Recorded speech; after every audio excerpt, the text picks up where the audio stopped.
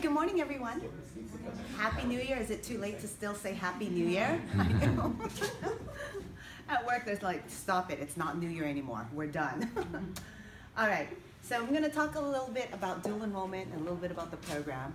But first, what is dual enrollment? Because sometimes you'll hear people say the words dual enrollment. You'll hear people say concurrent enrollment. So with dual enrollment, we're talking specifically about programs that we place at your high school with intentional pathways and intentional goals and intentional support systems. With concurrent enrollment, it's an opportunity for your high school students to take classes at the college, but it's not necessarily set up in a way how we set up the dual enrollment programs here for your students. So a student is more than welcome to take a class at the college, but he or she might be on his or her own. He might be trying to figure out whatever class they want to get into. So they have a little bit more freedom and a little bit more choice. But you'll see in a second that there's a few more differences with that as well too. So within a dual enrollment environment, we have courses that are called CCAP courses and then non-CCAP courses.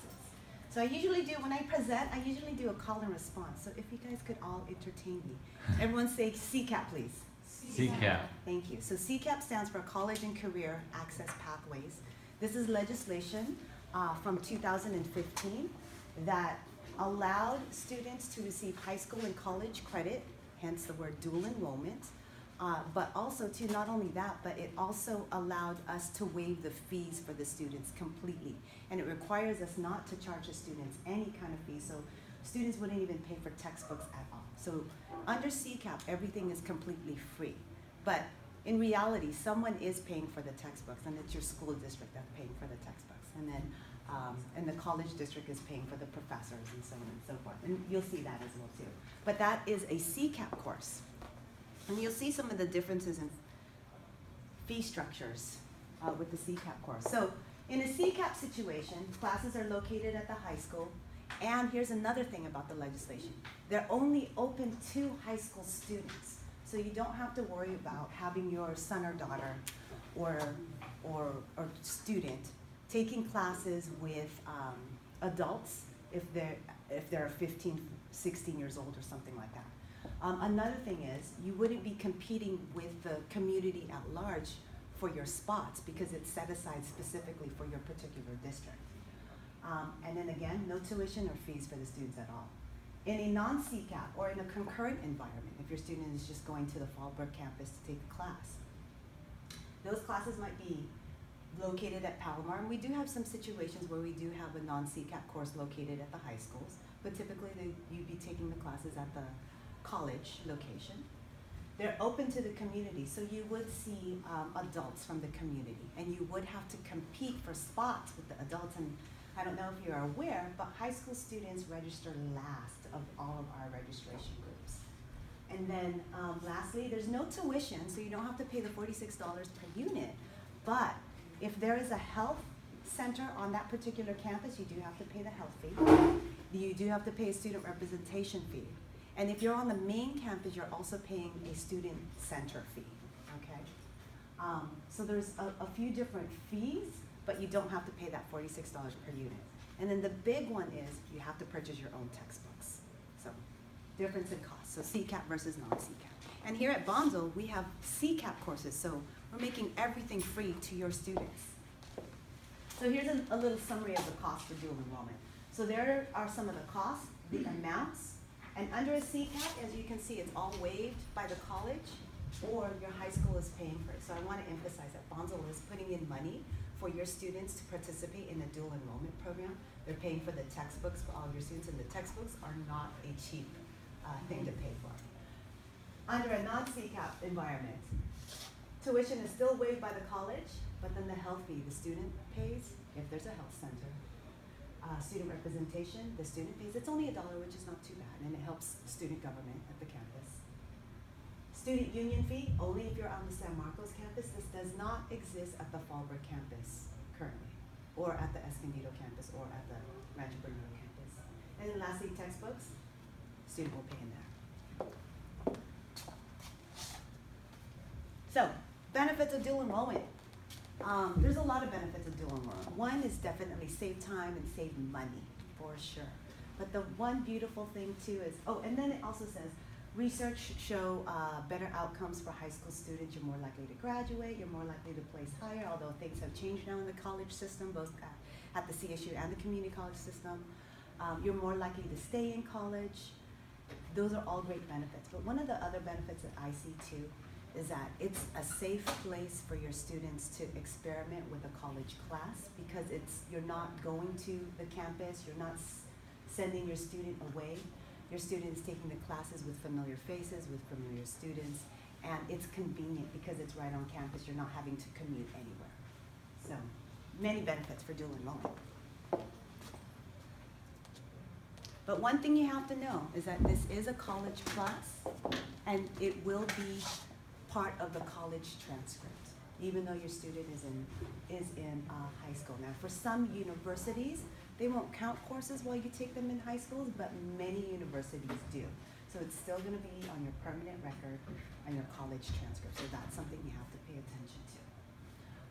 One of the ways it does affect a student is for attempted units in financial aid. When a student applies for financial aid at the university or the college, they have up to what they say 150% of the units attempted for a degree to be eligible for financial aid. So at the community college, a degree is 60 units. At the university, a degree is 120 units. So basically at the community college, you have financial aid eligibility up to 90 attempted units. At the university, you have it for up to 180 attempted units, okay? Because there's a difference in fee structures, or not fee structures, sorry, difference in degree structures, okay? And then so all the units attempted, while in dual enrollment, will count towards your attempted units. So you have your students will have up to 90 units at the community college to be eligible for financial aid. Beyond that, it's based on extenuating circumstances to petition for situations beyond that, okay? So, yes, part of your college transcript. And another thing about dual enrollment is that once your student becomes a college student, FERPA now kicks in, Family Educational Rights and Privacy Act. Even though your student is a minor, even though you pay taxes for your student, legally we are not even able to say, yes, your student is taking a class at our college, okay? We're not able to acknowledge that your student is there. So for example, let's say you were in a stalker situation, we would put that student in danger, right? So we're not able to disclose information such as that. But also too, this particular act also allows you to challenge your records so that you can take a look at it if they are your own records. So with that said, what parents have to understand is that you're not able to talk to the professor directly, mainly because the professor cannot disclose that information to you because we don't know if you're allowed to have that information.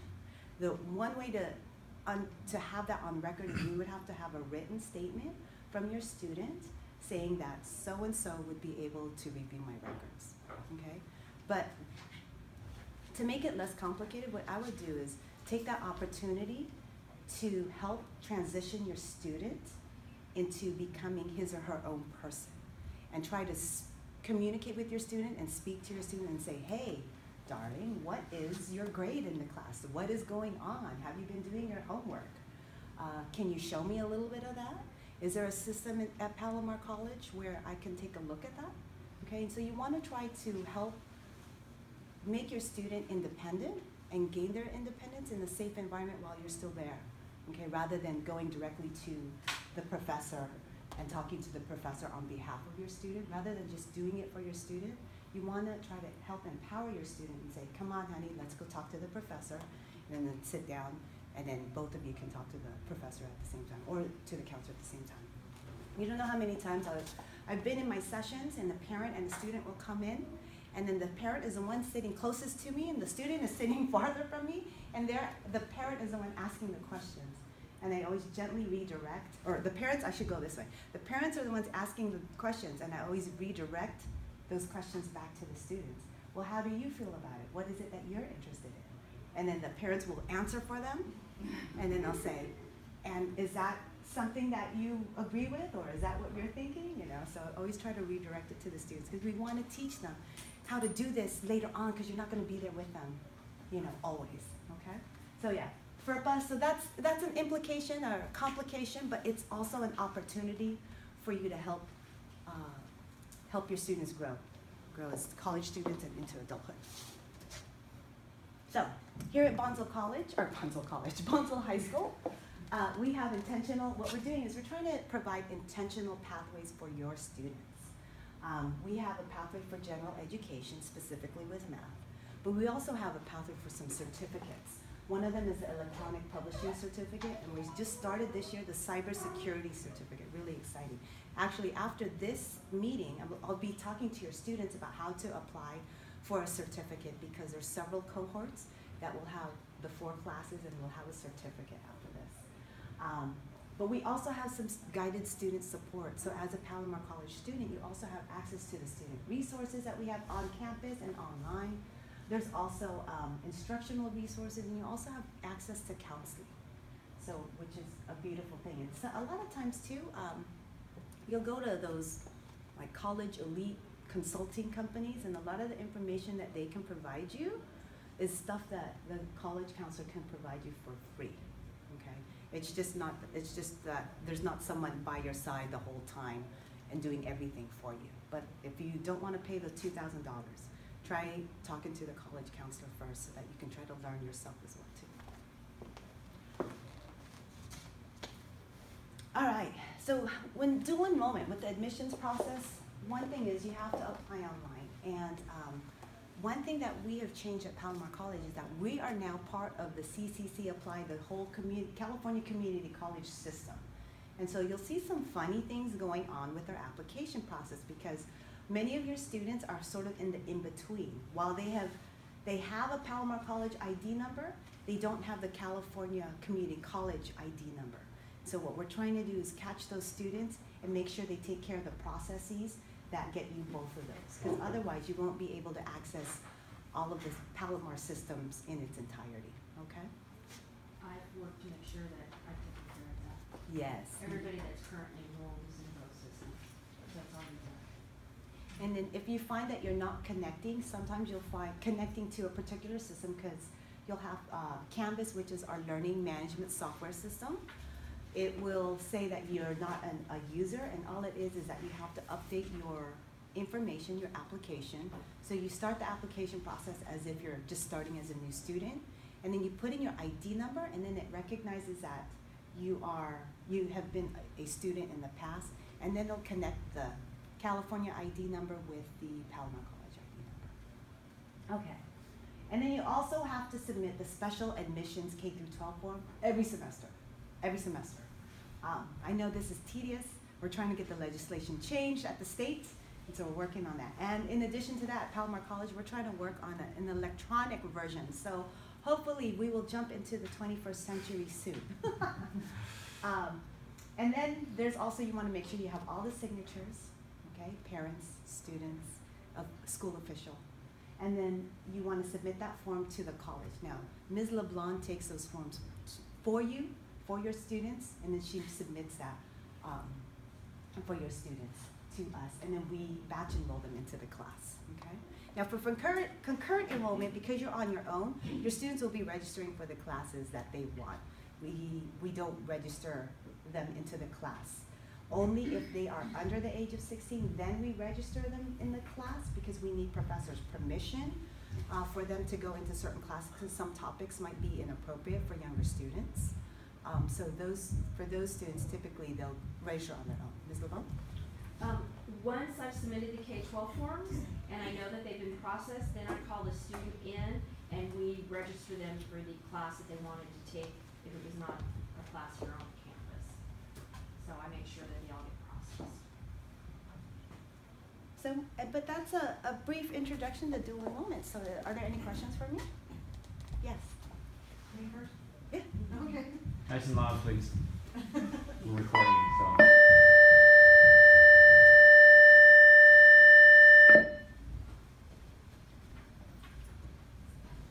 Okay. Now you did mention that the form is K through 12, and my 9th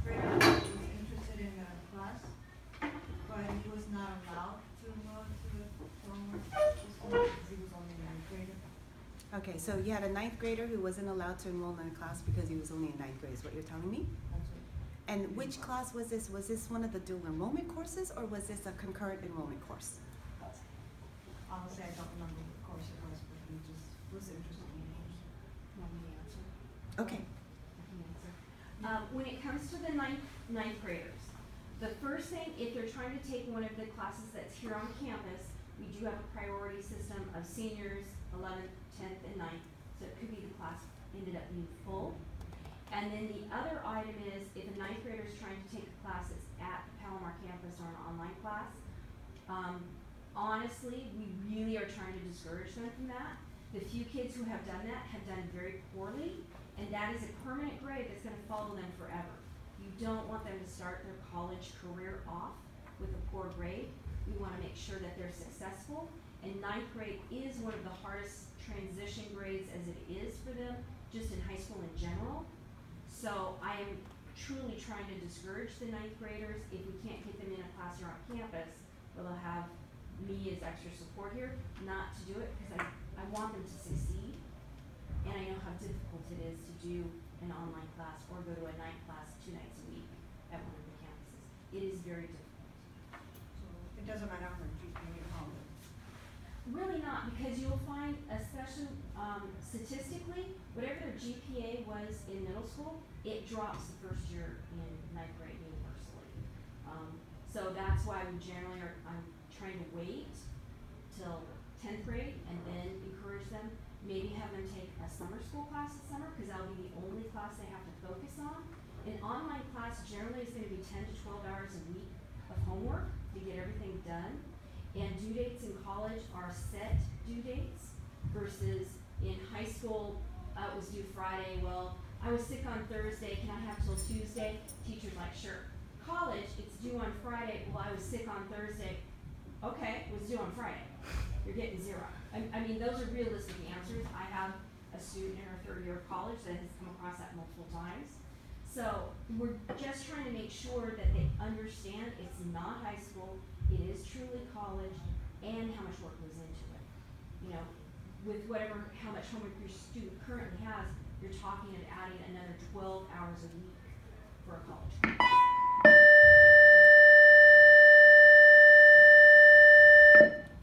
Okay, so he wants to enroll in the summer class? Is he starting out with the enrollment?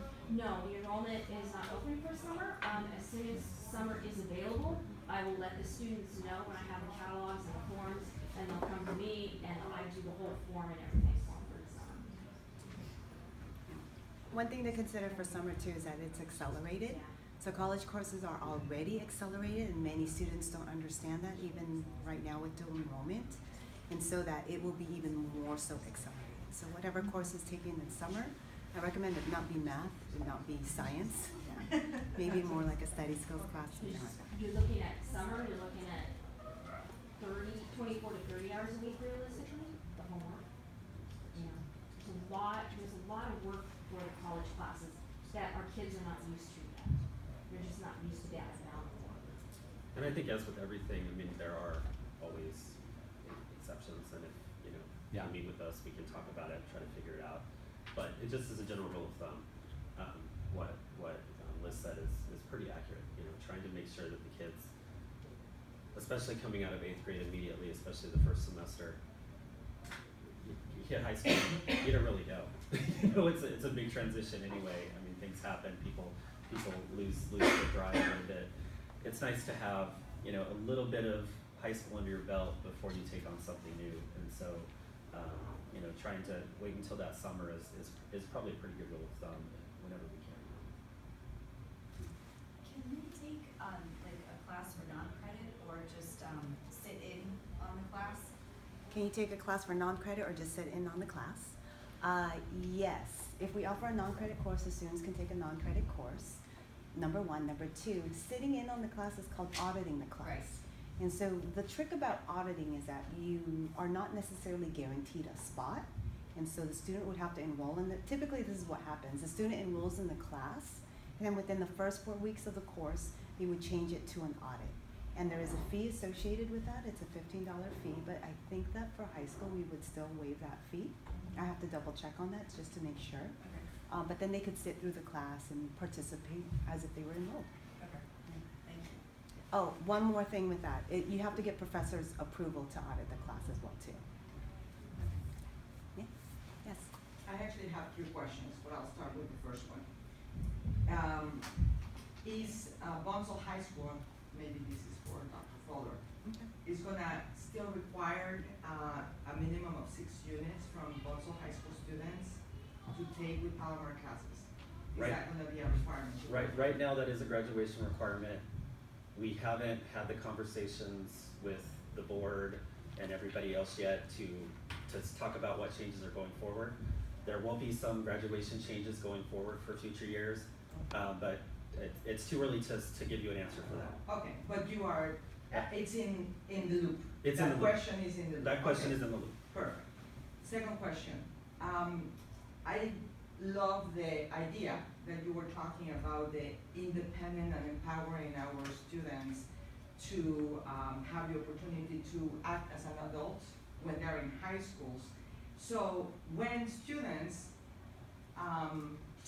approach teachers on their own and they want to take their hands on their own to solve issues in a classroom, which we had recently, as you know, with one of the math teachers, how long did it take for the teachers to resolve or address the problems?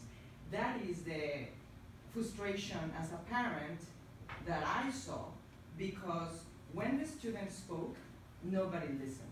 When the students took action to try to resolve a problem, literally they were put aside like, we had it, we know there's an issue, all these things. And I had to get involved as a parent. And so I don't know if that is something that I agree with. It looks, it is fabulous to start helping our students to become adults, but they are children, for God's sake. And so if Palomar is gonna assure the parents at Bonsall High School that our students, when they speak, are gonna be listened seriously, then I think it's wonderful. But if they're not, just like the situation that we went through recently, and I have a couple of parents present that went through the same thing, then I think that's something that has to be addressed. And third question would be, or comment, is what is the rule of thumb from Palomar College when they decide what teachers are gonna be teaching at the high school campuses? Are they new teachers? Are they teachers that are qualified? And because that is very important. If parents like me are gonna say, go ahead and take a class, I wanna make sure that the teachers are qualified. Absolutely. Well, the teachers are definitely qualified.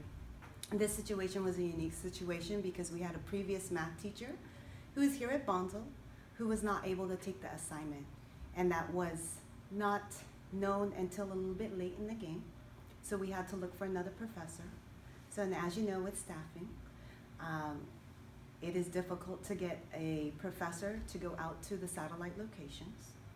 And so we had found this particular professor. She was new to the college teaching. She appeared to be qualified and she met minimum qualifications and had high school background in teaching, which we look for because we want the But professors. she had no And we want the teaching in Palomar. professors So to- that's the thing. Correct. If you want our kids, and I'm very opinionated, very passionate, because we were affected by the whole situation. And so, moving forward, my wish for the future students at Bonsall High School is to be protected and to be able to have the best teachers that Palomar can provide for them. Absolutely, That's my wish. 100% agree. That's my wish as well for your students as well. Okay. And So I It think- doesn't always work I out. think in this situation, I think it was a learning experience for the college, for the high school, and I think it was, unfortunate. It was a lot of things came together to make things not optimal. But I think that since this has happened, the college has looked at their own hiring practices. The math department especially has looked at how they're vetting their teachers. I think a lot of changes have been put into motion because of this. Okay. That's not only going to benefit us, it's probably going to benefit Palomar, and other high schools that have dual enrollment programs. So as bad of an experience as that was, is that learning experience, and we are all gonna get better because of it. And Okay, that's what I wanted to say. Thank you. Can I address the grievance process as well too? So the proper grievance process is to start with your professor, and then when you look at the grievance process on student affairs site, the next step is to go to the chair, and then the next step is to the dean, and then the next step is to the VP. And we took that issue directly to the dean, so it wouldn't have to, and to the There's still chair. a pending situation, the letter, which we can talk about it later. Please. Okay. From a grievance perspective, because of the dual enrollment, and the fact that these are high school students, is there a separate grievance process that comes into play, with administration from the high school being involved as, a advocate for the student voice? It's not a separate grievance process, but it's an added benefit for your students. Does that help? Does that make No, sense? I'm not sure, I understand. I guess what I'm trying to say is that the grievance process, as you outlined, did not include a administrative voice from the high school perspective. No. Is it possible to add that layer as part of the grievance process to represent the student voice from an adult administrative perspective? I think that. I think we did. Yes. I mean, I think as soon as I became aware of the situation, I was immediately calling Glyn, calling the team, calling No, everybody I could. and that's, I'm asking if it can be formalized. Okay, fair enough. And I don't think so, because it is a Palomar College policy, and then so when we're looking at we can take a look at it So actually. from a Let me dual back up. enrollment perspective, if it Yeah, could we potentially can be take a look at formalized to have an additional layer to protect the student interests, the high school student interests. The way that it worked in this situation, as Dr. Fowler had said, is that, yes, the Bonsall had advocated for the students, and again, he had communicated with me, and then we were working all behind the scenes to make the grievance and bring it to light, and to address the situation as soon as we could. I was gonna say, and I understand that, and I understand that, you know, Bonsall High School we're still in the burgeoning phases of development. Yeah. And Palomar College, you know, the new satellite location, the new campus, and the fact that we're a satellite location, there's a lot of new. And in a lot of new, we have to, as an entrepreneur in the business world, you have to deal with risk mitigation and managing the growth process. And so I would just advise, moving forward, I love the partnership. I'm looking forward to seeing what opportunities unfold for all the parties involved, but most particularly the students moving forward. But I would advise that perhaps we can look into formalizing a process by which the student voice is maybe given additional weight in a grievance process that supports the fact that they still are high school students. Absolutely. Thank you. One thing, just so everybody's aware, we have a monthly meeting set up where it's Jason, myself, Dr. Bongolan, and one of the deans of Palomar. We meet on a monthly basis to discuss things. So every single month, that class, and we had a couple extra thrown in for that class, we had discussions about that. We were constantly, and I sent many an email. You know, it's not worth it to discuss. The class is over. But kids were not listened. They were not listened, and it's not worth it to discuss. I think we need to move forward. It's something that was already done, and it's already fixed because the teacher is gone. But it took 6 months, so it's, you know. We agree. I mean, there are, if something like this ever happens again, I think we have a better understanding of the process now. We have a better understanding of the needs now, and I think things will move faster. I mean, I think I can say that with 100% assurance. So, you know, like I said, there was a lot of stuff happening that made this one sort of the perfect storm, and unfortunately, it wasn't a great experience for some of our kids, you know, to say the least. But I don't think it'll happen again. Now, in dropping, are students having to drop that class, they lost those credits or those units? And the requirement is, you mentioned 6 units to be able to graduate and get your Well, diploma. and it's our take that that's none of the students' fault. So as far as we're concerned, we're counting that as one of their 6 units, even though they didn't get credit for it. So we're just doing that kind of on the back end. Now, it won't show up on their transcript, it won't show up as a grade, it'll just be, we are aware of the list of those It will kids. be checked as a We'll- Bonsall High School we'll check the grade box. accomplished. Okay. But that doesn't mean that they shouldn't still challenge themselves to take additional classes, and most of them probably will, but for those that choose not to and this is what they needed, they're good. Because that wasn't their fault in any sense of the word.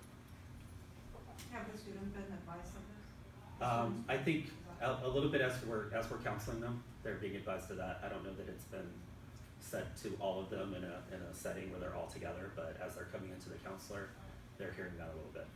I'll see them all today in their classes so I can make sure they know. Okay. That will be good.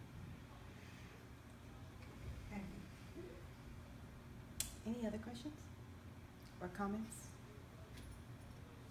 All right, well, thank you then. I have a comment. Yes. It'll be brief. So I want to share with all of you, some of you already know this. My son is in 10th grade, and he went to Palomar College between 9th and 10th grade in summer school, and it was challenging, but he did well. He did it with 2 other friends that he's pretty close with and studies and works with. So it can work, but you have to set it up so that, and monitor, check out how it's going. He got a B in the class. His 2 friends got A's, but it was hard. It's hard work. But it was also, I think, worth it for the experience and how he's participating in school now. Like he's like the teachers that he worked with in 9th grade. When he came back in 10th grade, he's like, wow, Aiden transformed over the summer, and I think that had a lot to do with that experience that he had. So you have to kind of weigh both things, and so I just wanted to communicate that to you. Like it can be a really positive experience, and really help them become more mature as students here and change the culture of their classrooms because they don't goof around in college. They get to work, So I think there's a positive net benefit to the school and to the other students because those kids come back and they operate in a different way in the classroom. Yes, absolutely, I agree. Okay, well, thank you. Thank you. Okay, so I have a little mini presentation just to kind of let you guys know we have a discipline assembly coming up next week. I'm gonna change Locations. Oh, okay, you have your. locations and plug mine in here. Okay, great. But while I'm doing that, actually I'm gonna ask the ladies from ASB here to go ahead and talk about the senior activities, talk about the ASB events and whatever else is on there. Great. And then somebody have an extra piece of paper just to pass around, and if anybody's interested in signing up for that, Setting up for what? signing up for graduation committee to help us set up graduation, please just write your name down and I'll contact you and we'll have a separate meeting for those purposes. I would like to. Absolutely. Here's a piece of paper you can write on the back of this. And I think, Probably got one already. no, this is my message. Okay. Put it on there. Problem in 6 class. Yeah, those are the two. I'll call you. Hi. So, my name is Madison. I am the ASB president, and I'm here to update you guys on what the senior council is planning, what the other councils are planning, and then what ASB is doing as a whole. I know the sophomores and freshmen councils are trying to plan some field trips this year to get the ball rolling on specific class events, so we could start establishing maybe yearly things. And the seniors have moved forward with prom, and they are planning their senior trip to go to Six Flags. ASB has started homecoming planning, and during homecoming week, we have a homecoming busing that we're going to be going to. We decided our homecoming team is soccer. However, we're still making it a point to acknowledge basketball also throughout the homecoming activities. We're trying to put together a bus for the students to go and see the homecoming game that week before actual homecoming. We're putting together a pep rally and a spirit week to kind of give that traditional feeling to it.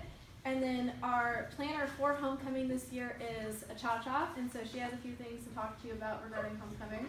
And so, here's Cha-Cha. Yeah. All right, good morning everyone. Again, my name is Cha-Cha. I'm the event chair for the homecoming this year. And so homecoming is going to be on Saturday, January 26th from 8 p.m. to 11 p.m. And this year we're going to try to have it in the NPR so we can have more students possibly come in and bring a lot of their friends. And then our school decided that the theme for this year's homecoming is gods and goddesses in ancient Greece. So our main colors and our kind of theme will be, we'll have like a lot of like ancient Greek colors and show off a lot of statues, and we'll have a lot of white, red, and gold accents. And some other things that we're planning to do is we're gonna go with one of the DJs we've had previously before, and we hopefully want to invest in some like bubble machines and other cannons and stuff like that. And there are some posters that are gonna come up, so if you see them, take a picture or post it on social media. We'd love to see parents also spread around that homecoming is gonna happen, and so get your kids to come. Homecoming this year is gonna be a little bit more expensive than what we've had last year. It's gonna be a pre-sale of $25, and so that's because we wanna really like up the quality for our decorations and our DJ.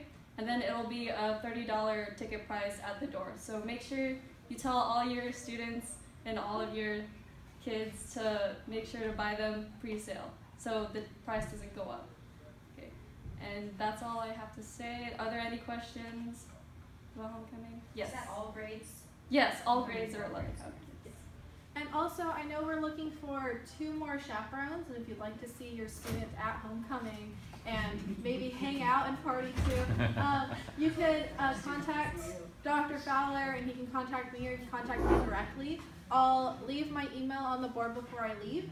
And we also allow the students to take part in another aspect to homecoming, which is homecoming court. We made sure to individually go to each advisory class and ask the students themselves if they would actually like a homecoming court, if it's something that they feel is valuable to the homecoming experience, and they voted yes. And so we're moving forward with a homecoming court this year. We did not have one last year, so that's another new addition to homecoming. And then we also have our annual Sweetheart Luncheon that Remy will talk on, and then she'll also mention a honors club fundraiser. And so Remy, come up. We love you. Okay, hello, I'm Remy Arnold, and I am Commissioner of Public Outreach and Honors Club President. So first off is the Sweetheart Luncheon. This is an annual event that we're doing in ASB. It is going to be February 9th from 11 to 1 at the Fallbrook Senior Center. A little bit about it. It is just a lunch for seniors in the community. We have live performances from our students. We provide food. There's some dancing. I'm hoping to take some pictures. It's a really fun event, getting out there in the community and showing what we can do as a high school. And so right now what I need from you all is donations of food, because this being a community event, I'd rather keep costs low while still having higher quality, and I want to have good decorations, so I'd rather pay more attention on spending money on decorations than food. If there's any sort of pasta or salad or desserts or coffee that any of you could bring in, again, Madison's going to leave her email on the board, so feel free to contact her or Dr. Fowler. I'd really appreciate it. And you have plenty of time to put it together because it's February 9th. That'll go out in the notes of the meeting too, so we'll put a highlight of yellow for requests so that people know, okay, here are the things that our students are looking for. And then second thing, you all have your fancy flyers that 2 of our students put together talking about the honors fundraiser that is coming up. We are trying to raise funds so that we can register for the state and county competitions for honors. It is something that is like $36 per student, and with us having 40-something students in the club, we'd rather not put that on the school and try to help out, so that way we can spend more money on hotels and other things for when our students move on in the competition.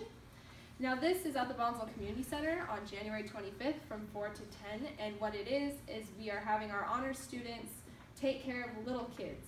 And so it is 5 to 10-year-olds, and we're just going to play movies, we're going to have coloring books, we'll have snacks, and we are looking for 2 to 3 more chaperones for this. The good thing is you're not taking care of the little kids, you're taking care of the big kids taking care of the little kids. So we just need 2 people, or 2 or 3, to stand in the hallways and patrol around just to make sure that everyone stays where they're supposed to be, and we'll give you snacks. So it's a win-win situation. But speaking of snacks, we also need donations, which I also have a shopping list put together in PDF form that I already sent to Dr. Fowler. Hopefully he can get it out to you. It's really just goldfish, fruit snacks, just little things that kids enjoy so we can keep them happy and not have to deal with crying. And that is really all I have to say on both of these events. Are there any questions? Yes? You have an age limit? 5 to 10. It's not in the, No. it's not in the flyer. When It'll we- be on the QR code when you register to scan, like, for your kids. Are there any questions regarding ASB also? I have a question. Go ahead. No, You go go ahead. ASB? No. Oh, okay, I have a couple thoughts about this. Definitely, put the age range on it. Also, with 4 to 10, it almost sounds like you're providing dinner. And if you're not, you're just doing which is fine, goldfish, pretzels, fruit snacks. I think it should maybe change from food to snacks and activities. We're also gonna, our club, through the money we raise for the babysitting, we're gonna purchase pizza, so there'll actually be dinner Okay. served. It's just for things that are easier to donate, such as granola bars or fruit snacks or Okay. whatnot. That's what we're asking for donations. Are there any ASB questions? I can answer. The ASB in charge of the prom this year. Sarah LaRussa, the senior counsel, so Christopher Gagnon, Josh, what's Josh's last name? Santiago, and then Maxwell. They're the senior council, so they're in charge of prom and then senior events. The senior morning breakfast is something that's kind of annual. That's something the parents themselves put together. And so if Ping would like to move forward on that, that'd be something you'd work on. But they work on homecoming and then senior night. What is it? Well, it's like senior night where you go and have a field trip. And they're also in charge of any other special senior events. But I am responsible on knowing what's going on. So that senior night, the kids are actually going Six Flags. to Six Flags. It's on May 24th, Yes. and I don't remember the price right off the top of my head, but May 24 for Six Flags? Six Flags, correct. And it's we leave here about, because it's actually an evening event, so they don't open the gates at Six Flags until 10 p.m. So we'll probably leave here about 4 o'clock on a bus to get there by around 9. So, right, because we go right through the center of LA, so it'll take a while. They feed they feed the kids, everything like that. So it's actually a great event. The kids actually have the option, and I have to brag on them a little bit, because a couple of kids brought, hey, let's do Six Flags, let's do Disneyland, let's do all these things together, blah blah blah blah blah, and they came up with a pretty good package and reasonable. I mean, it's far less than even the senior package that some of our local high schools are charging for seniors to do several events. But the kids were like, no, we don't want to be out that much. We want to just do one. So I think it's about 100 and I want to say it's 130. Was it 130? About, yeah. I think for that Six Flags event, and that includes the busing and everything. Can I make a suggestion? Sure. We are getting busy. I already think that the year is over and we're just in January, whatever, 10, right? And so, due to the amount of the events and activities, especially for the senior graduation and then the junior senior prom and so forth, is there any way that you can put, once you have a date, like this Six Flags senior trip, is there any way you can put it in the calendar of the school so that when Sure. we are planning and having guests over, Sure. we don't overbook? Like right now I was thinking, I thought I had an event that day, I know I'm not going, but if it's a family thing, then that means that my daughter won't be able to do other things. So if we can start putting these very important dates in the calendar, Absolutely. I think that will be very helpful for parents. Already have ASB events in the calendar. Homecoming is on the master calendar that's on the website already. And so ASB has been trying to stay on top of that specifically. I'll remind the senior council for events such as that to contact me because I'm responsible for making sure it gets on the calendar. So if there's anything there should be everything I've mentioned here today regarding ASB on the calendar already, which you could find on the website. And just to be fair, that final date, because we were given an option of 4 or 5 dates, and that final date didn't come until over Christmas break a little bit. Okay, so that May the 24th, that's so that Six May Flags. 24th. And then when is graduation? Graduation is June 5th, right? June 5th. I thought June 5th was the last day of school. June 6th. Hold Hold on. I heard it was I'm also sorry, confused. busy. I heard it was Friday, June 7th. I heard it was June 7th too. You are correct, June 7th. I'm Yep. sorry. June Dates. 7th? Dates are hard for me. Yeah, don't go for your memory. Okay. dates are Doesn't turn out Let's too well. put them in the calendar, Madison, come on, so Okay. Dr. Fuller, or, it's on top of it. Then I don't have to go back and look at Do my we have a emails. time for that? Is that afternoon or evening? It's going to be evening, but pretty early evening. So we're gonna try to do like a 5 o'clock. So if it's early evening and we have people from out, at what time more or less? Because I mean, for us to plan as parents, Right. you know, we have people coming from out of town. So if it's gonna be The from ki- 2 the- to 5 or 2 to 7. Well, that's part of what the committee needs to put together, but the kids will probably need to be there about 3, something like that, and the audience can start showing up 3:34. So, and I know it's hot out there. I mean, that's one of the reasons that we wanted to do it a little bit later. And we cannot do it in the morning? Um, I like one. It's also not my. I mean, we could look at that. Work for working parents. I just think, yeah, I think that was the concern is that, Oh, it's a Friday. right, I think that was the concern, is that it's, Traditionally, graduations are at evenings. yeah. Yeah. High school graduations are evenings. And it is hard for working parents to come in the day. Are there any other ASB questions I could answer? I put my contact up on the board. I don't know if you could read it, but I know they'll be in the ping notes later on. But anyone who asks questions for me? Do you have the date for the prom? Date for prom hasn't really been exactly finalized yet. The second it is, I'll make sure to put it on the calendar so you could make sure to check the website. But we'll And try once to some get of that these date. things are more finalized, we're actually waiting for that date for prom. Mhm. I want to have like a senior parent night where we can get everybody together, everybody can pay for all the events at once, and then, you know, kind of do the presentation about what we're doing and be in and out, you know. We should have already done that, but for whatever reason, the prom date keeps fluctuating. So that'll make it a one-stop shop, so you can pay for your grad night, you can pay for your prom tickets, And then all you that can hear stuff. about other senior activities Right. and what's happening, you know, what dates and what times exactly. Of course, it'll be on the calendar, but it's mainly just an overall information night regarding graduation also for seniors and then whatnot and so forth. Is that all? Okay, thank you. Thanks. Thank you.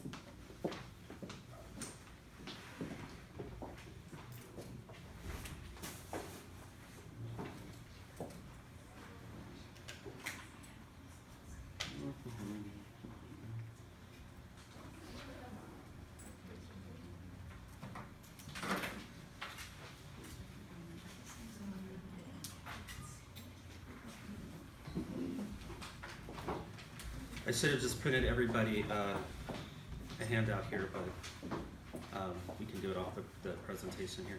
So a couple of, I guess a month or two ago now, I sent everybody a copy of our student discipline policy, and this is kind of the thing we're going to be going over next week on Thursday in an assembly with the students. One of the things that's really been kind of concern the last couple of weeks before Christmas was the boombox thing. I know everybody probably saw enough emails from me about the boomboxes to that it went out a lot of times. It actually went out more times than I really thought it was going to. My apologies on that. But it has been kind of an ongoing concern with the kids listening to their own personal speakers, and some of these things, you know, they're small, but they still get very, very loud. And not every student has enough sense to recognize that they're standing right next to a middle school classroom when they're listening to, you know, the 2 Live Crew or whatever it is they might be listening to. So having, actually Slipknot is one of their favorites, you know. Kids like the oldies, just not the good ones. So that's been sort of an ongoing concern, and that's the reason that we had to ban the boomboxes. And since we've been back, knocking on wood, if such a thing existed anymore, we haven't had any problems with that. So the kids have been very respectful about that and have taken that seriously, and so that's good. But with that said, you know, they're just having a rubric of discipline and ideas, and I'd like some feedback on it from you guys about, you know, just to keep things a little more orderly, since we do share this campus with the middle school, making sure that everybody's, you know, nobody's being infringed upon, because, you know, we have to be good neighbors, as they do too. So first thing, and this is sort of a policy that's kind of carried over from last year, is the bathroom passes, and we're limiting the kids to 10 passes per academic quarter. So basically that's a lot. You know, if you need to be out to go pee that often, you probably have a problem anyway. But we didn't really want to limit it too much, but we wanted to have a nice, clear limit. So when you're done with that, you're gonna need to be escorted basically to the bathroom. You know, so that's, you know, it's very clear that that's what happens. And also making sure that they know that, you know, a bathroom visit doesn't take 15 minutes. You know, it should take about 4. And so giving them the you know, we're gonna see you back in 4 minutes or it's gonna count extra, you know, and just kind of holding them accountable for that. And that's really helped a lot with kids that kind of around the bathroom is a congregation area. They like to go hang out there and chat and do their thing, and sometimes, you know, they wanted to stay there too long. So just keeping kids moving and making sure that that's something that they all understand. That's been a big help to us, and it's really made a difference. Now, even with 10 passes per quarter, we're still seeing a lot of kids that have used up their 10. You know, that was something that happened very quickly. So going back to those kids need to be escorted whenever they have bathroom passes, because it's my opinion, you know, if you don't have a medical condition, if there's a medical condition, obviously we can make allowances. But if you don't have a medical condition and you're gone that often, you might be up to something, you know. So just making sure that we're able to key in on that and kind of figure out what's going on with that. So that was kind of the first one, and I'll go through all this a little bit quickly, but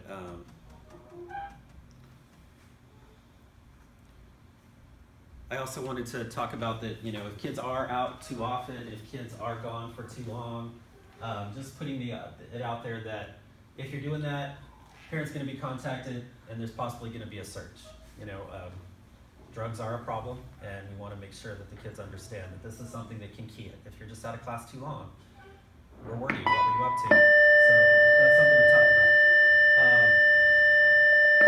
Again, the longest bells. So there are a couple of disciplinary actions that sort of start with the not so severe to the more severe, obviously. So kind of starting with counseling, whether that's done by myself, the counselor, someone else, and along with that, and anytime I see a kid, it's been my policy to go ahead and let the parents know, hey, the kid was in here for this reason, you know, whatever it was. Had to talk to him about being out of class too long, had to, you know, something like that, and just let people know. So those go hand in hand. So if we're doing any like, hey, you know, you need to get to class quicker kind of stuff, you've been tardy too often, that kind of stuff, you'll probably get a phone call, okay? Either from myself or Ms. Chelland. Second is the lunch detentions. We kind of do that in 2 ways. Oftentimes the teachers will volunteer to do some lunch detentions and just have the detentions in their room. Sometimes they have some detentions that they themselves have assigned for kids that didn't bring in their homework or whatever. Or they happen in my office. So that's kind of the second way.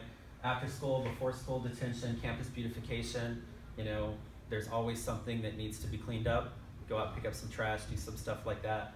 A lot of kids absolutely hate that. And then you find those kids that just love it. That's just, they'd rather do that than anything else.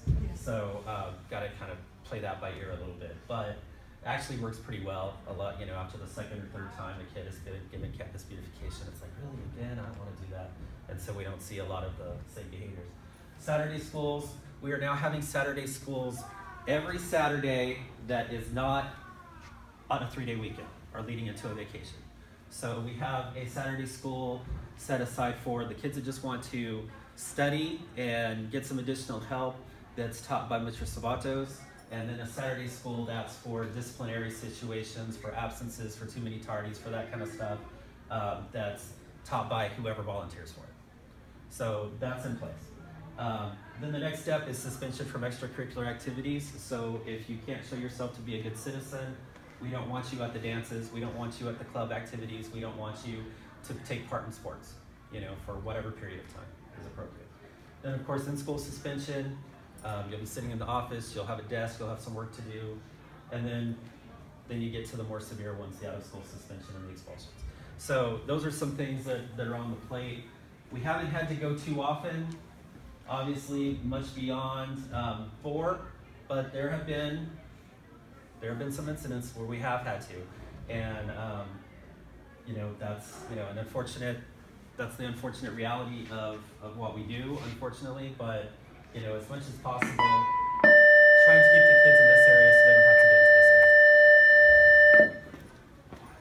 Can I ask a question? Sure. The detentions. Yes. Is there any learning opportunity and or is there any requirement for reflection, like a writing assignment or anything like that that's thrown in as part of, you know, punitive, you know, stuff is one thing, you know, Right. but having something that actually allows learning and growth. There is, I have a nice little writing assignment that talks about, you know, basically, this is what I've learned, this is the thing I'm not supposed to do. So that's one that I occasionally give the kids, and it depends on the infraction. And oftentimes if it's, you know, you were given detention because you haven't turned in your homework, sit there and work on your homework. You know, that's something you just need to knock out. So it kind of depends on the kid, the situation. And then a lot of times I'll have the kids, if they did something specifically to a teacher, they were disrespectful, something like that, I'll have them write an apology letter. So things like that are sometimes part of detention.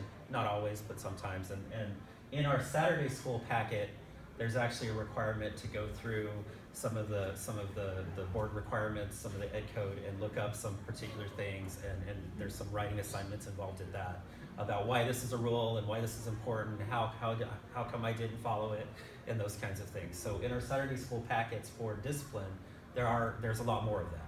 For detentions, it's usually, you know, 20 minutes, 30-minute lunch, maybe an hour after school.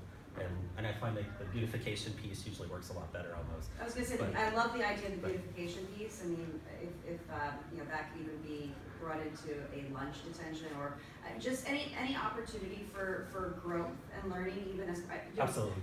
punishment for punishment's sake to me is, at least when I have a child who does not react to punishment particularly I agree. well. I agree. And so I understand keenly that in order to, you know, move forward from whatever behavior is not appropriate, you know, there needs to be some sort of understanding. You know, even if it's just a watch a TED Talk or create your own little video, you know, Right. do a little, you know, some sort of creative, something that they're not just sitting there and saying, I don't want to be here. Right. No, That's and everything has the restorative practice sort of lean to it, because that's kind of my nature. So, you know, maybe that's not as written out here for this, because it's just easy for the. Typically, that has some character of that. Awesome. So I've also laid out sort of the big rule problems by levels of severity. So tier 1, kind of what infractions, these are the small stuff. So littering, the, you know, the kiss on the cheek, the hand holding, the hugging too long, that kind of stuff, the displays of affection stuff, dress code, cell phone policy, boombox policy stuff. You got your cell phone out in class, you got brought a boombox to school, that kind of stuff. The minor classroom disturbances, you know, the occasional kid that says a bad word and was overheard, you know, that kind of thing kind of falls there as opposed to the more directed bad word. And then the kids that are wandering out of class don't really seem to know where they're going. They're just kind of, you know, doing that kind of stuff. So that kind of falls into that category and kind of has some typical consequences listed. So the counseling, parent contact, lunch detention, campus beautification, usually for these. Now, the first time you do this, it's a level 1. Second, third time, it goes up to level 2, level 3. So, you know, first time an F word came out of your mouth, it's bad enough. You'll have some consequences, have an opportunity to learn from it. If it happens again, it's taken at a more severe level, you know. Paul, Yes, ma'am. I have one thing. As far as the kissing, you know, on the hallways or around the class, are other students allowed to remind those people, hey, you're not supposed to do Absolutely, absolutely. and not being threatened by those people? Absolutely. And the nice thing about being here is that our kids do sort of police themselves a lot, you know, because we have such a great set of kids that, you know, when somebody is going astray, you'll often see a couple of their friends being like, no, you need to come here, you need to do this. And so that makes my job a little easier, to be perfectly honest.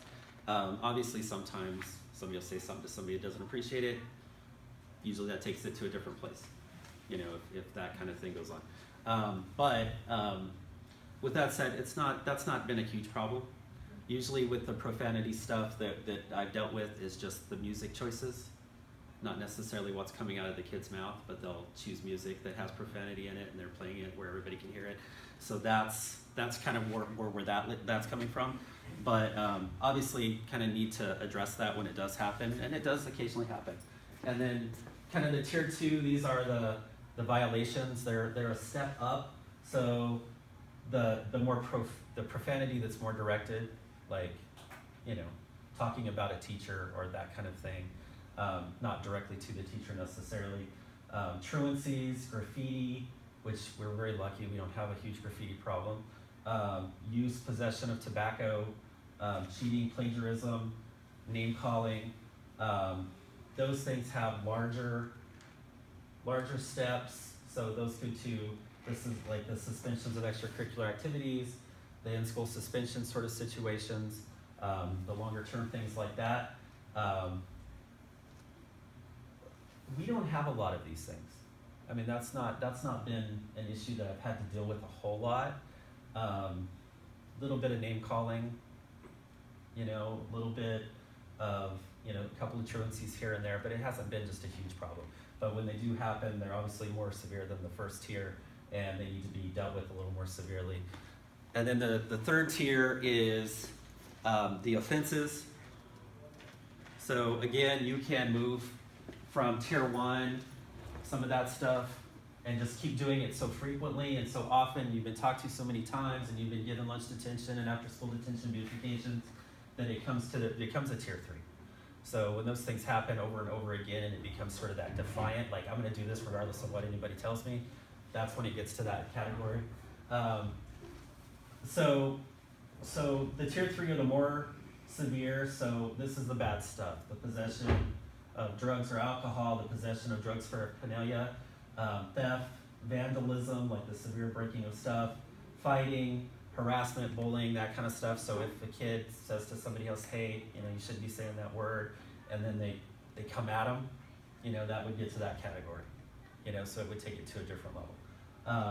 And those would, when you'd be looking at things, not only the in-school suspension, not only the suspension from extracurricular activities, but unfortunately also sometimes the out-of-school suspensions and those kinds of things that might be the next step-up consequence. Generally speaking, I don't like to suspend kids.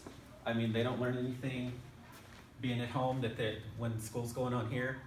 But if they're doing these kinds of things, they're becoming a danger to the rest of the students. They're causing a problem for the rest of the school. Sometimes they need to be addressed more severely, and if they do, want to make sure that that's clear. And one thing I didn't point out is if it's vandalism, that kind of stuff, there's usually a requirement, some kind of attachment to the student that they're going to need to either do work around the school to pay for that item or to pay for that item, you know, in some way. So that's a piece.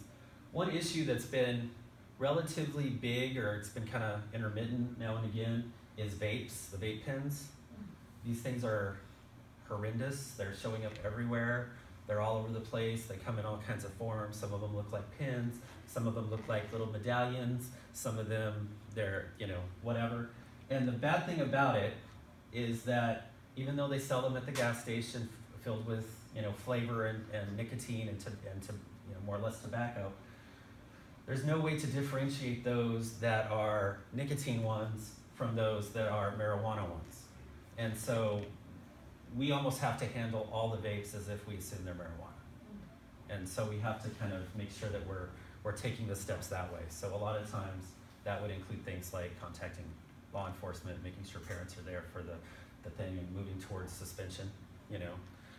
So the vaping situation is horrible, and the problem with it is that you can't smell it very well. You know, it's hard to smell. It's easy to hide. It looks like too many other products. They actually, like I said, they have them that come in like little medallions. They look like jewelry. You know, I mean, they're horrible and they're hard to catch. And to add to that, I was at Kaboo and I saw somebody, doesn't go to Bonsall High School, but that I know, didn't know that I saw this person and was vaping. Mm-hmm. And some of the top school districts in the county, it's a huge problem everywhere, Right. everywhere. So just, you know, everyone should be informed, and if you don't think it could happen to your kid, just be apprised that the person I saw, never in a million years would I thought a vape would have been. Just to let you know, we are starting a campaign. Ms. Chelland has put together some posters, some programs from all over the county to do kind of an anti-vape campaign that probably is gonna kick off in the next couple weeks. Yes, ma'am. Dr. Fuller, last year, you probably know, because I met with you, I got very involved with safety committee of the school. And one of the things that we discussed and supposedly was gonna happen was that surprisingly, we were gonna bring sniffing dogs from the sheriff department, not announced, just to one day come here and surprise the kids. Why? Because they need to know that we adults, you know, we pretend kind of like nothing is happening, but things are happening. So when is that? I talked to the superintendent. He liked the idea. He said it was gonna happen. It never did. Now we're in the first semester, and things are happening. And so for the future of the school, I will encourage for you to consider it, because, and please don't announce it, because if you announce it, the kids won't come, or they won't bring it, you know? Sure. And I'm sorry, it's a teaching moment, but I think it should be done. I'm with you, I like the idea on that. And it's a free service that the sheriff department Yeah, does. and we just need to get board approval, and I think that it was, I know it's been, before I got here, I think it was on the, I don't know what month, but March, April, last year's board, and for whatever reason it got pulled at the last minute, so they never approved it. And I'll take responsibility, I haven't brought it back to the board, No, and but so it needs to happen. I want to bring it up because Yeah. I really like what you're doing. Right. I mean, this is actually, after being here for 3 years and working my butt for 2 years in the safety committee prior to your arrival, this is actually the first time that I see actions have consequences. So I applaud you for taking the role and the lead to actually implement it. Because when you ask, what are the effects of the actions by the students, I agree. Punishment with punishment doesn't work. But if they are not learning that actions have consequences, eventually they're going to continue doing it. And parents need to be informed about this. I agree, and this has already gone out to you guys once, and I just wanted to get a little bit of feedback from you today before the assembly. If there's anything else you'd like to see, any other things you'd like to talk about. I love the idea of making maybe not here, but doing a little bit more with the restorative practices piece. I think that that's key just going forward. Like things like writing a letter of apology to a teacher that's been wrong. Well, one of the things that I've been, just as an idea, and you're the expert, so you can take whatever you like, but if I were in your shoes, one of the things I would consider is maybe coming up with a list of like TED Talks or inspirational kind of videos as it relates to each specific infraction, theft, the implications of theft, the implications of litter, the implications of graffiti, and because there's all sorts of experts, and there's a million YouTube videos, sure. And there's some really, really good ones, and the kids love their technology. And for some people, I mean, if like it or not, we're in a world where people are married to their devices. If we could have, to kind of extend natural consequences from a young parenting perspective, from a teenage parenting, using tools that are resonant with them. Perhaps they're required to watch a video and then maybe give a little talk in somewhere, even to their peer group or something about what they learned. Mm-hmm. So it's not, because writing is not necessarily for everyone. I'm a huge writer and I support writing, but maybe we need an easier, lack of a better term, approach to providing a lesson in a way that they can learn it in this day and age. I would be forward you the whole plan that we had last year in regards to this. It was a plan where when there were kids having a tier 1, whatever, tier 2 infraction, the teachers would send them into a room. It wasn't a punishment. It was a reflection moment. It was tried, I offered to be in that room every day, the whole day, to work and babysit. We tried it. It didn't happen, they sugarcoated it. That's a different story, it's past tense. But I will forward you, because all the teachers were on board with that plan of action. Because it was about giving the kids an opportunity to be inspired and to make conscious of their action in a positive way. And so it never it never followed through. Don't ask me why. I resigned from my job then, but I will forward to you, and maybe it can be of use. Okay, thank you. Yes, ma'am. Weapons aren't on there, Oh, they're not. and maybe pornography, digital, or. That's one I haven't that's thought very about. important. That's a very good point. Thank you for those. Okay, so let me, yeah.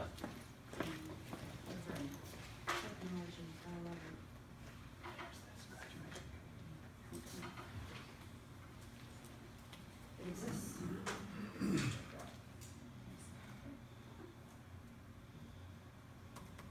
And did you say you're having a meeting with the kids today to discuss this, Dr. Fowler? Next week. Next week, okay. It's on Thursday.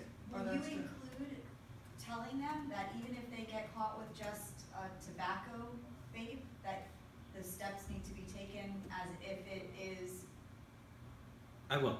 Yes. marijuana? Now Okay.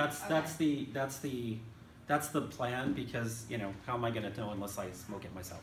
I might have a better day. I'm not sure, but I mean, I don't have the ability to test it, and they're not usually labeled. They don't say what they are. They're just little tubes sometimes, or just whatever. And I will tell you, the ones that I've seen this year have been, I won't say 100%, but I'm pretty sure most of them have been marijuana ones. Right. So my belief on that, unfortunately, is that most of the kids that have vapes are probably vaping marijuana. Yeah. Yep. Because it is so prevalent, it is so easy. It doesn't have the smell that that joints and things in the past used to have. It's very easy to hide. It looks like all kinds of different things. All they need is a place to charge it, which unfortunately they can do on their phone, they can do on their Chromebook, they can do on whatever, and they've got that thing all day. So I have to assume that vapes are marijuana, because 99% of the time they probably are. So anyway, I'm not gonna finish typing that. But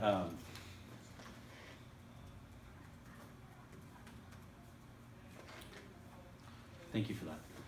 So what else? Is there anything else that have been concerning, or the things you've heard or ideas that you've had?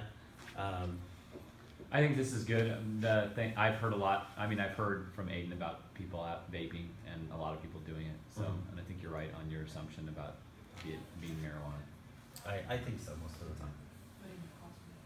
And I like the ideas that other people have said. I just want to echo that punishment, pretty much, it doesn't work for. I mean, it doesn't work for me. It doesn't. Some way of like self-reflection or thinking about it, having some moment of being able to understand the consequence and the impact on others, and that just helps them become an adult in a that's the whole point of is transitioning them to that adult level of accountability and responsibility. And I will tell you, one of the best things that I've seen, and I have to give kind of our local law enforcement some kudos here, is that when we have had some possession of drugs situations, there's the deputies that come in, they've always taken the time to lecture the kids and to really talk to them about the consequence of this action. What could happen if this continues. They've seen a person that they saw him like this in high school 5 years ago, and now they're on now they're in prison, and this is what happened to their life. They've done a very good job of that, and I think sometimes unfortunately, I'm sure that's a frightening situation for those kids and those parents that are sitting there usually as well. But that's reality, and sometimes that's a nice little wake-up moment for them. Like, oh my goodness, a cop's sitting here telling me that I could be arrested for this, and if this kind of stuff happens, it can ruin my life. And so sometimes I think that's the thing you're talking about. That's that moment of clarity, that moment of, oh, okay, I opened my eyes. That happens sort of naturally here, but maybe we need to find ways to make that happen at the lower tiers as well. Right. Yeah, I would agree with that. Dr. Fowler, I am a repetitive person. I tend to repeat myself, and many of the parents that are here, they know me when I try to give ideas. We came up with ideas with Todd Benton and I last year and other parents that we needed to inspire kids. And I know we cannot ask parents to come after school with all the activities, work related, after work, sports and so forth, to come and watch a movie. But there are so many teaching movies I told you about that can inspire them. I mean, just Stand and Deliver, just, you know, Freedom Riders. When you see really the worst scenarios of kids with terrible situations at home or communities, where what they go through, you know, parents going to jail, the kids being threatened by gangs and so forth, and they achieve their goals because they are inspired. Why can't we, one Thursday, one, you know, activity where you project the movie for them and then have questions and answers? Those are the moments, and unfortunately, some kids need to be separated, maybe in 2 different rooms, maybe some here and there, because the bigger the group of kids, the more chaotic can it be. But if you do it in small scenarios, or in a couple of the social studies classes to address these issues, it can make a difference in them. Because it is our reality, these are life's true stories. You know, they can, you know, it is happening, and I'm an advocate of helping the kids. And I think even trying to incorporate some of that stuff in the classes, like in the, what is it, the advisement class? Like, you know, the 7 habits, they have the book for teens, and you know, just incorporating some of that stuff that, you know. And funny you should say that. A lot of the stuff that they're using in advisory is directly out of the 7 habits stuff. So that's perfect, and that's a great idea. And I really like that idea about the movies. I know we were talking about doing something similar, you know, for having some senior presentations, just having, you know, little and just different just classes. in small groups, because last year the council parent council group, where they brought a speaker to talk about a fabulous topic. It was at the multi-purposes. I was one of the parents that was there with Anna Hopkins, and she was the one that suggested it. And he spoke about his own life story. It was inspirational. Out of 300 kids that were there, I stood up 10 times to tell a couple of kids to sit up straight, stop talking, to start listening to their phones, because the group was too much. So my only suggestion is, if you're gonna do this, please separate them. Do small groups, otherwise it won't affect it, because we know we have kids that are kids to this, you know, disturbing this environment. It's good advice. Absolutely, I agree with you. Okay, so unless you're anybody done has now. any other Okay. ideas, that's kind of all I have for today. Just again, I just want to, you know, encourage everybody to come back next time, because I'm hopeful we'll have some exciting news. Like I said, too early to really talk about that now, but you know, when I do, you know, I'll reach out and we'll schedule a parent meeting for that. Very good. Okay. Thank you guys for coming. Thank you.